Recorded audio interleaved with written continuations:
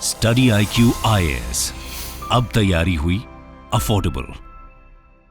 Lord Dalhousie 1848 to 1856। Welcome to study IQ। मेरा नाम है आदेश सिंह।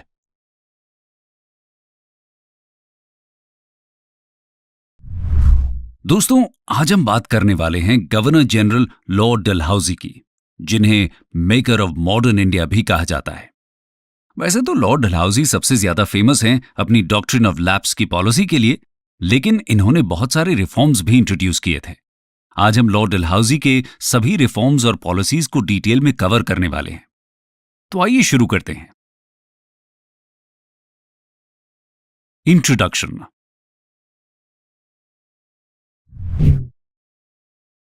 लॉर्ड डलहौजी 1848 से लेकर 1856 तक इंडिया के गवर्नर जनरल रहते हैं।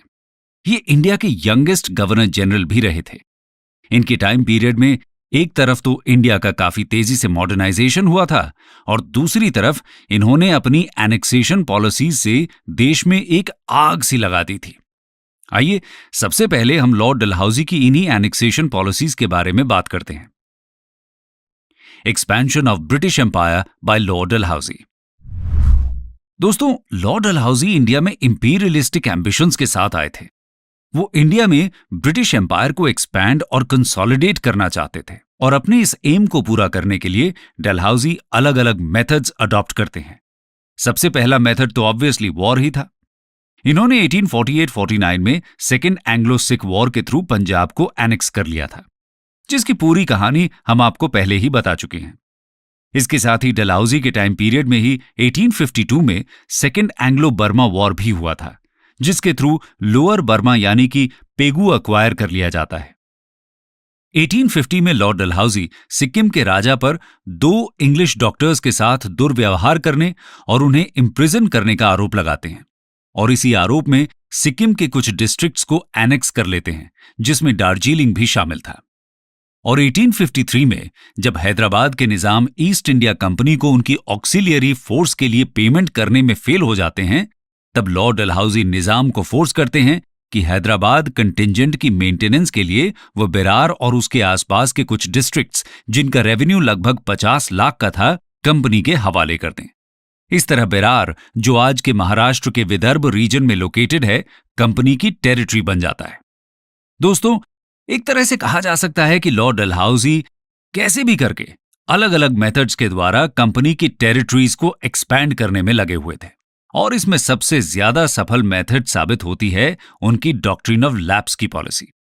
तो आइए डॉक्ट्रिन ऑफ लैप्स की पॉलिसी को डिटेल में समझते हैं। Doctrine of lapse. दोस्तों, अगर सरल शब्दों में कहा जाए तो डॉक्ट्रिन ऑफ लैप्स के अनुसार अडॉप्टेड सन यानी कि गोद लिया हुआ बेटा अपने फादर की प्राइवेट प्रॉपर्टी का तो हेयर हो सकता है, लेकिन स्टेट का नहीं। यह डिसीजन पैरामाउंट पावर मतलब कि ब्रिटिश कंपनी का होगा कि स्टेट को अडॉप्टेड सन को दिया जाए या फिर उसे एनेक्स कर लिया जाए। अक्सर लॉर्ड डलहौजी को ही डॉक्ट्रिन ऑफ लैप्स की इस पॉलिसी का इन्वेंटर समझ लिया जाता है, लेकिन यह सही नहीं है। दरअसल सच तो यह है कि 1834 में ही कोर्ट ऑफ डायरेक्टर्स ने यह साफ कर दिया था कि लीनियल सक्सेसर्स के फेलियर के केस में अडॉप्ट करने की परमिशन देना कंपनी पर निर्भर करेगा और यह परमिशन एक्सेप्शन की तरह होगी, ना कि रूल की तरह। मतलब ऐसी परमिशन सिर्फ स्पेशल केसेस में ही दी जाएगी। और इसके तहत 1839 में मंडावी स्टेट और 1840 में कोलाबा और जालौन स्टेट को एनेक्स भी किया गया था, लेकिन बहुत से केसेस में अडॉप्टेड सन को रूल करने की परमिशन भी दी गई थी। जैसे कि 1827 में दौलत राव सिंधिया की डेथ के बाद उनके अडॉप्टेड सन जांको जी उनके स्टेट को एयर करते हैं और 1843 में जानको जी की डेथ के बाद एक बार फिर से गोद लिए हुए बेटे जयाजी राव को ही गद्दी मिलती है। जॉन सलिवन के अनुसार 1826 से 1848 के बीच कम से कम 15 नेटिव रूलर्स को अपने एयर्स अडॉप्ट करने की परमिशन दी गई थी। इसका मतलब यह हुआ कि लॉर्ड डलहौजी से पहले तक इस पॉलिसी को अंग्रेजों द्वारा यूनिफॉर्म तरीके से अप्लाई नहीं किया जा रहा था, लेकिन जब डलहौजी इंडिया आते हैं तो वो कुछ प्रिंसिपल्स अडॉप्ट करते हैं। उन्होंने इंडियन स्टेट्स को 3 कैटेगरीज में डिवाइड कर दिया। पहली कैटेगरी में वो स्टेट्स आते थे जिन्हें डायरेक्टली या इनडायरेक्टली ब्रिटिशर्स ने क्रिएट किया था। दूसरी कैटेगरी में थे ब्रिटिशर्स के डिपेंडेंट स्टेट्स और तीसरी कैटेगरी थी इंडिपेंडेंट स्टेट्स की। डलहौजी डिसाइड करते हैं कि पहली कैटेगरी के स्टेट्स को किसी भी कंडीशन में अपने एयर्स अडॉप्ट करना अलाउड नहीं होगा और दूसरी कैटेगरी के स्टेट्स को अडॉप्शन के केस में ब्रिटिशर्स से परमिशन लेनी होगी। ये परमिशन दी भी जा सकती है और नहीं भी। थर्ड कैटेगरी के स्टेट्स पूरी तरह फ्री थे अपने एयर्स अडॉप्ट करने के लिए। डॉक्ट्रिन ऑफ लैप्स की पॉलिसी को अप्लाई करके लॉर्ड डलहौजी ने 1848 में सतारा को, 1849 में जैतपुर और संबलपुर को, 1850 में बगत को, 1852 में उदयपुर को, 1853 में झांसी को और 1854 में नागपुर को एनेक्स किया था। दोस्तों, लॉर्ड डलहौजी बेसिकली एक एनेक्सेशनिस्ट थे। डॉक्ट्रिन ऑफ लैप्स की पॉलिसी को अप्लाई करके वो इंडिया में अपने एम्बिशंस पूरा कर रहे थे और जहां डॉक्ट्रिन ऑफ लैप्स अप्लाई नहीं हो पाती वहां किसी और बहाने से उन्होंने एनेक्सेशन किया। इसका एग्जाम्पल है अवध स्टेट का एनेक्सेशन। आइए उसके बारे में भी जानते हैं। Annexation of Awadh. दोस्तों, आपको याद होगा कि 1765 में बैटल ऑफ बक्सर के बाद अवध के नवाब के साथ ब्रिटिशर्स ने ट्रीटी ऑफ इलाहाबाद साइन की थी और उसके बाद 1801 में वेलेस्ली ने अवध के साथ सब्सिडियरी अलायंस की ट्रीटी साइन कर ली थी, जिसके बाद से ही अवध के नवाब एक्सटर्नल डिफेंस और लॉ एंड ऑर्डर की मेंटेनेंस के लिए पूरी तरह से कंपनी पर डिपेंड हो गए थे।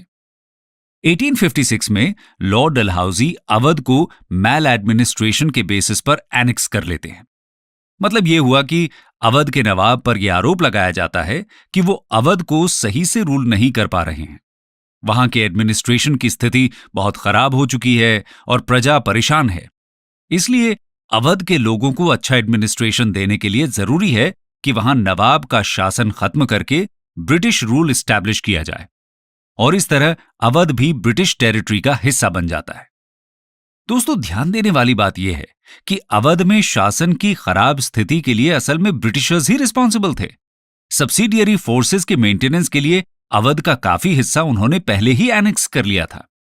अवध के नवाब तो पूरी तरह उनके ऊपर ही डिपेंडेंट थे, इसलिए मैल एडमिनिस्ट्रेशन को एनेक्सेशन का वैलिड रीजन नहीं कहा जा सकता।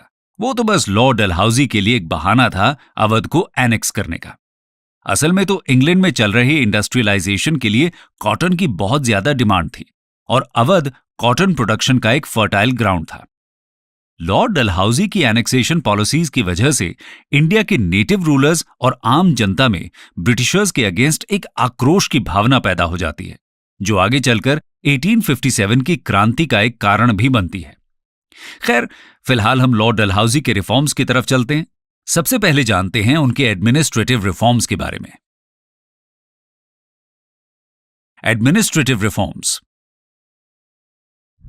दोस्तों, लॉर्ड डलहौजी के इंडिया आने तक गवर्नर जनरल्स न सिर्फ इंडिया में एंटायर ब्रिटिश टेरिटरी का सुपरविजन कर रहे थे, बल्कि बंगाल प्रोविंस को गवर्न करने की रिस्पॉन्सिबिलिटी भी उन्हीं के हाथों थी। इस वजह से उनके ऊपर काम का बर्डन बहुत ज्यादा रहता था। इसलिए लॉर्ड डलहौजी ने बंगाल के एडमिनिस्ट्रेशन को देखने के लिए अलग से एक लेफ्टिनेंट गवर्नर का अपॉइंटमेंट कर दिया। इससे गवर्नर जनरल अब सिर्फ ऑल इंडिया अफेयर्स पर अपना ध्यान दे सकता था। इसी तरह से न्यूली एक्वायर्ड टेरिटरीज का चार्ज भी कमिश्नर्स को दे दिया गया था, जैसे कि पंजाब के केस में। इसके अलावा लॉर्ड डलहौजी से पहले तक पब्लिक वर्क्स के कंस्ट्रक्शन का काम मिलिट्री बोर्ड ही देखता था, यानी ब्रिज बनाना हो या सड़क बनानी हो, मिलिट्री से ही सारा काम लिया जाता था। आप समझ सकते हैं कि इससे सोल्जर्स की क्या हालत होती होगी। इसलिए डलहौजी ने पब्लिक कंस्ट्रक्शन के लिए एक नया डिपार्टमेंट शुरू किया, जिसे पब्लिक वर्क्स डिपार्टमेंट यानी कि PWD कहा जाता है। यह डिपार्टमेंट आज भी वर्क कर रहा है। डलहौजी के पीरियड में PWD के द्वारा कैलकाटा से पेशावर तक ग्रैंड ट्रंक रोड का रिकंस्ट्रक्शन किया गया था। इसके अलावा गैंजीज कनाल, पंजाब में बड़ी दोआब कनाल और बहुत से ब्रिजेस का कंस्ट्रक्शन भी हुआ था। यह तो बात हुई लॉर्ड डलहौजी के एडमिनिस्ट्रेटिव रिफॉर्म्स की। आइए अब जानते हैं उनके मिलिट्री रिफॉर्म्स के बारे में।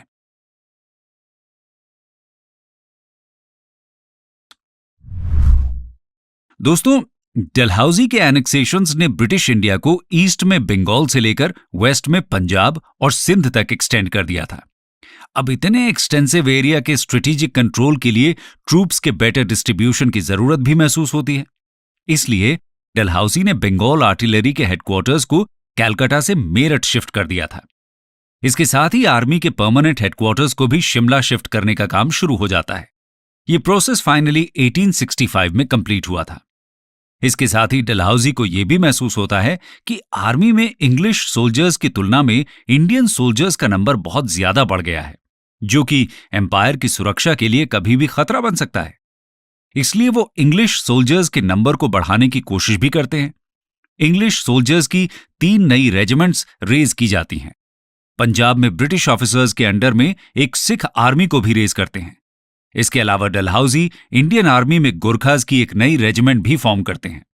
और इसमें कोई संदेह नहीं कि लॉर्ड डलहौजी के इन मेजर्स ने 1857 की क्रांति को सप्रेस करने में ब्रिटिशर्स की काफी मदद की थी। लेकिन वो कैसे, इसको हम अपनी नेक्स्ट वीडियो में समझेंगे। फिलहाल चलते हैं डलहौजी के एजुकेशनल रिफॉर्म्स की तरफ। Educational reforms. दोस्तों, लॉर्ड डलहौजी के टाइम में एजुकेशन की फील्ड में कई सारे इंपॉर्टेंट रिफॉर्म्स इंट्रोड्यूस किए गए थे। 1853 में डलहौजी ने प्राइमरी एजुकेशन से रिलेटेड रेगुलेशंस पास की थी। ये regulations Thomasonian system of vernacular education पर बेस्ड थी। इसमें कहा गया था कि प्राइमरी एजुकेशन वर्नाक्युलर यानी कि लोकल लैंग्वेज में दी जाए। डलहौजी के समय में ही 1854 में वुड्स डिस्पैच भी आया था, जिसे इंडिया में इंग्लिश एजुकेशन का मैग्ना कार्टा भी कहा जाता है। इसमें कहा गया था कि हर डिस्ट्रिक्ट में स्कूल्स और कॉलेजेस खोले जाएं। इसके साथ ही सभी प्रेसिडेंसी टाउन में यानी कि बॉम्बे, मद्रास और कलकत्ता में एक यूनिवर्सिटी को एस्टैब्लिश किया जाए। इसमें यह भी सजेस्ट किया गया था कि गवर्नमेंट प्राइवेट ऑर्गेनाइजेशंस और इंडिविजुअल्स को स्कूल्स और कॉलेजेस शुरू करने के लिए सब्सिडी देकर इनकरेज करे। इसके साथ ही हर डिस्ट्रिक्ट में एक इंस्पेक्टर ऑफ स्कूल्स होना चाहिए और हर एक प्रोविंस में एक डायरेक्टर ऑफ एजुकेशन। डलहौजी ने वुड्स डिस्पैच के इन सजेशंस को जहां तक संभव था इंप्लीमेंट करने की कोशिश की। 1857 में कलकत्ता, मद्रास और बॉम्बे में यूनिवर्सिटीज एस्टैब्लिश हुई थी। इसके साथ ही 1846 में रुड़की में इंजीनियरिंग कॉलेज और कलकत्ता में एग्रीकल्चर इंस्टीट्यूशन भी एस्टैब्लिश की गई थी। दोस्तों, अब बात करते हैं डलहौजी के उन रिफॉर्म्स के बारे में जिसकी वजह से उन्हें मेकर ऑफ मॉडर्न इंडिया भी कहा जाता है, यानी कि रेलवे, टेलीग्राफ और पोस्टल सर्विसेज के रिफॉर्म्स के बारे में। Development of railways, telegraph and postal services. दोस्तों, डलहौजी के टाइम पीरियड में इंडिया में ब्रिटिश डोमिनियंस को आयरन लाइन से जोड़ दिया गया, मतलब कि रेलवे लाइंस का डेवलपमेंट शुरू हो जाता है। 1853 के अपने फेमस रेलवे मिनट में लॉर्ड डलहौजी ने स्कीम की ब्रॉड आउटलाइंस को सामने रखा था, जो इंडिया में फ्यूचर रेलवे एक्सटेंशन का बेसिस फॉर्म करती हैं। 1853 में ही बॉम्बे से थाने तक फर्स्ट रेलवे लाइन को तैयार किया गया। इसके अगले साल कलकत्ता से रानीगंज कोलफील्ड्स तक रेलवे लाइन शुरू की गई। ध्यान रखने वाली बात यह है दोस्तों कि इंडिया में रेलवेज का डेवलपमेंट प्राइवेट कंपनीज के द्वारा किया जा रहा था, और वो भी ब्रिटिश कंपनीज। रेलवे में इन्वेस्ट करने पर उन्हें ब्रिटिश गवर्नमेंट 5% का गारंटीड इंटरेस्ट भी प्रॉमिस करती है। रेलवे का डेवलपमेंट लॉर्ड डलहौजी इंडिया को मॉडर्नाइज करने के लिए नहीं करते, बल्कि उनका मकसद तो ब्रिटिश ट्रेड को प्रमोट करना और कॉलोनियल इंटरेस्ट्स को आगे ले जाना ही था। लेकिन फिर भी रेलवेज के डेवलपमेंट ने इंडिया को यूनिफाई करने का काम किया और इनडायरेक्टली नेशनलिज्म को प्रमोट किया। 1852 में इंडिया में इलेक्ट्रिक टेलीग्राफ सिस्टम भी इंट्रोड्यूस किया गया। ये एक बहुत ही इंपॉर्टेंट डेवलपमेंट था, क्योंकि टेलीग्राफ की मदद से देश के एक कोने से दूसरे कोने तक तुरंत मैसेज पहुंचा सकते थे। लगभग 4000 माइल्स की इलेक्ट्रिक टेलीग्राफ लाइंस कंस्ट्रक्ट की जाती हैं, जो कलकत्ता को पेशावर, बॉम्बे, मद्रास और देश के अन्य हिस्सों से जोड़ देती हैं। इसके अलावा 1854 में एक नया पोस्ट ऑफिस एक्ट पास हुआ और पहली बार पोस्टेज स्टैम्प्स इशू किए गए। लेटर को चाहे कितनी भी डिस्टेंस के लिए भेजना हो, हर लेटर के लिए आधा आना यानी कि 2 पैसे का यूनिफॉर्म रेट फिक्स कर दिया गया। इन रिफॉर्म्स की वजह से पोस्ट ऑफिस, जो अभी तक बस ट्रेजरी को ड्रेन करने का काम ही कर रहा था, अब एक सोर्स ऑफ रेवेन्यू बन जाता है। दोस्तों, लॉर्ड डलहौजी के टाइम पीरियड में हुए इन डेवलपमेंट्स ने इंडिया में ट्रांसपोर्ट एंड कम्युनिकेशन को मॉडर्नाइज करने का काम किया। कंक्लूजन। डलहौजी ने इंडिया में बहुत से रिफॉर्म्स इंट्रोड्यूस किए थे, लेकिन उनका प्राइमरी मोटिव इंडिया में ब्रिटिश एम्पायर को सेफगार्ड और कंसोलिडेट करना ही था। दोस्तों, हमें नहीं भूलना चाहिए कि डलहौजी एक इंपीरियलिस्ट थे। उन्हें इंडिया के लोगों की विशेस या सेंटिमेंट्स की कोई परवाह नहीं थी, इसलिए उन्होंने एनेक्सेशंस करते समय किसी भी तरह के मॉरल्स को फॉलो नहीं किया। फिर बात चाहे पंजाब के साथ बिट्रेयल की हो या अवध जैसे पुराने अलाय को धोखा देने की, डलहौजी ने ब्रिटिश एम्पायर को एक्सपैंड करने के लिए साम दाम दंड भेद सभी तरह की नीतियों का इस्तेमाल किया। और जैसा कि हम पहले ही बता चुके हैं, उनकी पॉलिसीज को 1857 की क्रांति का एक इंपॉर्टेंट कारण भी माना जाता है।